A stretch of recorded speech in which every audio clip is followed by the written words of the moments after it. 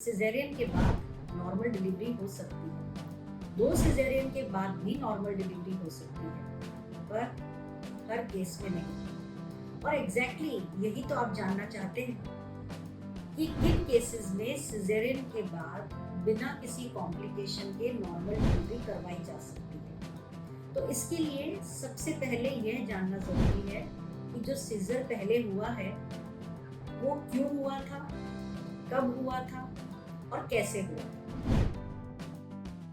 अगर पहला सीजर किसी ऐसे कारण की वजह से हुआ है जो जरूरी नहीं है हर बार हो, जैसे पिछली बार बच्चा उल्टा था इसलिए सीजर करना पड़ा, या बच्चे की धड़कन कम होने लगी थी इसलिए सीजर करना पड़ा, या बच्चे ने पॉटी कर दी थी इसलिए सीजर करना पड़ा। कभी कभी बच्चे की आवल नीचे होती है इसलिए सीजर करना पड़ता है, या वायरल इन्फेक्शन हो जाए तो सीजर करना पड़ता है, जैसे हर्पीस इन्फेक्शन में। ये जरूरी नहीं है कि हर प्रेगनेंसी में ऐसा ही हो।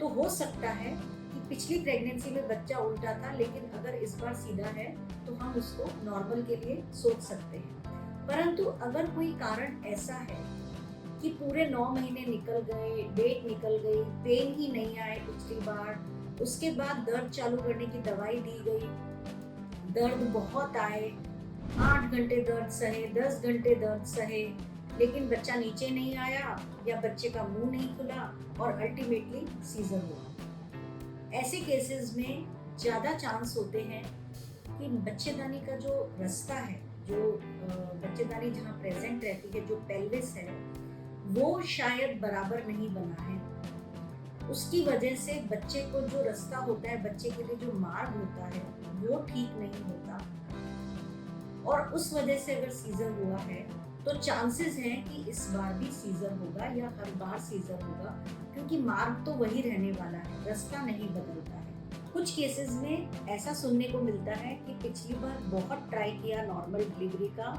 और अल्टीमेटली बच्चेदानी फट गई, फिर अचानक सीजर करना पड़ा, या जब सीजर किया तो पता चला बच्चेदानी थोड़ी सी फटी हुई थी। अगर ऐसा कोई भी हिस्ट्री पिछले सीजर की मिलती है तो ऐसे केसेस में दोबारा सीजर की बिल्कुल ट्राई नहीं करनी चाहिए। तो ये तो हुआ क्यों हुआ। अब कब हुआ,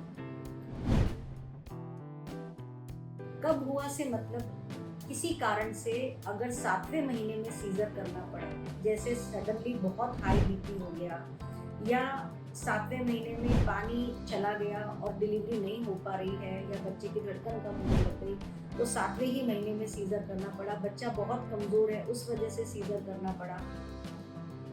ऐसे केसेस में जो बच्चेदानी है उसका डेवलपमेंट पूरा नहीं होता, और जहाँ से सीजर होता है वो बच्चेदानी का भाग बहुत मोटा होता है, ऊपरी भाग। 7वें महीने के बाद धीरे धीरे बच्चेदानी स्ट्रेच हो जाती है, उसका नीचे का भाग बनने लग जाता है, नीचे का भाग उसका काफी पतला होता है, 9वें महीने तक एकदम स्ट्रेच्ड आउट हो जाता है। इस भाग को जब कट करते हैं, इस पतले भाग को, और जब इसकी सिलाई होती है तो इसके जो टाके जुड़ते हैं उसकी मजबूती बहुत होती है। जबकि अगर सीजर ऊपर के भाग से होता है और टाके तो अच्छे ही लगाए जाते हैं, मगर उस भाग में मजबूती नहीं आ पाती। इसलिए अगर किसी डॉक्टर ने ये बताया है कि आपका सीजर हमें इस कारण से 7वें महीने में करना पड़ा है, तो ये मान के चलो कि बच्चेदानी के ऊपरी भाग से ही सीजर हुआ है। कभी कभी किसी कारण से पूरे समय में भी बच्चेदानी के ऊपर के भाग से सीजर, ऊपर के भाग को कट करके ही बच्चे को निकालना पड़ता है।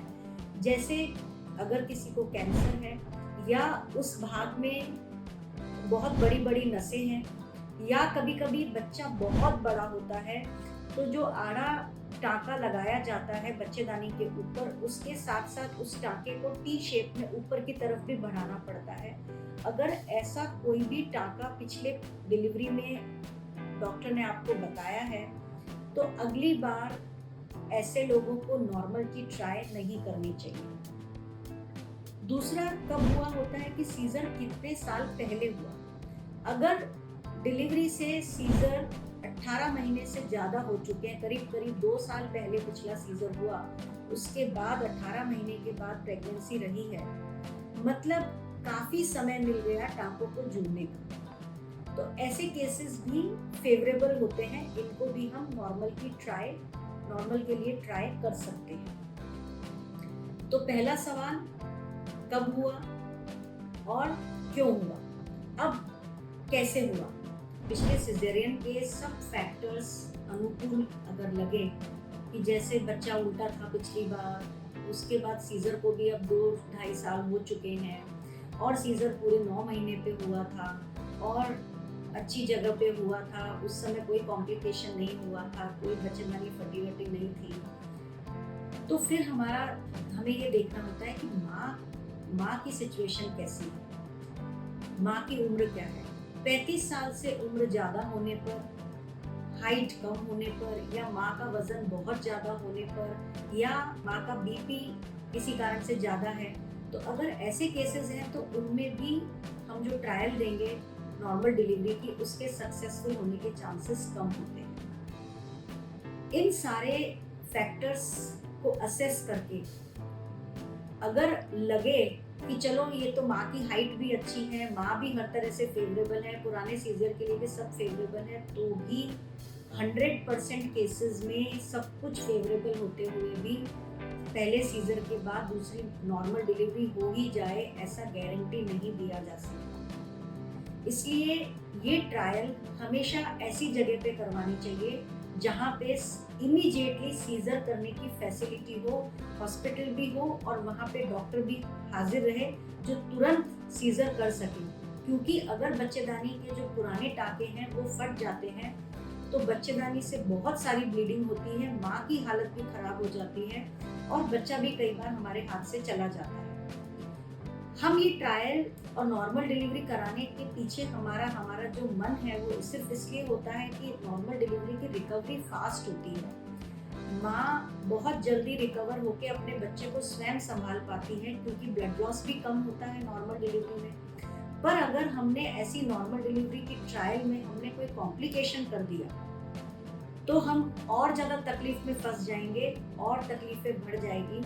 इसलिए मेरा आपसे अनुरोध है कि अननेसेसरी इस चीज़ के पीछे नहीं पड़े कि हमारा तो नॉर्मल ही होना चाहिए, सारे फैक्टर्स अनुकूल हों तो भी इस माइंडसेट से ट्रायल करवाइए कि जब ज़रूरत पड़ेगी, तकलीफ होगी, बच्चे की धड़कन एकदम से कम हुई तो हम इमीडिएटली सीजर करवा लेंगे, उसके बाद बिल्कुल भी समय खराब नहीं करेंगे। Thank you.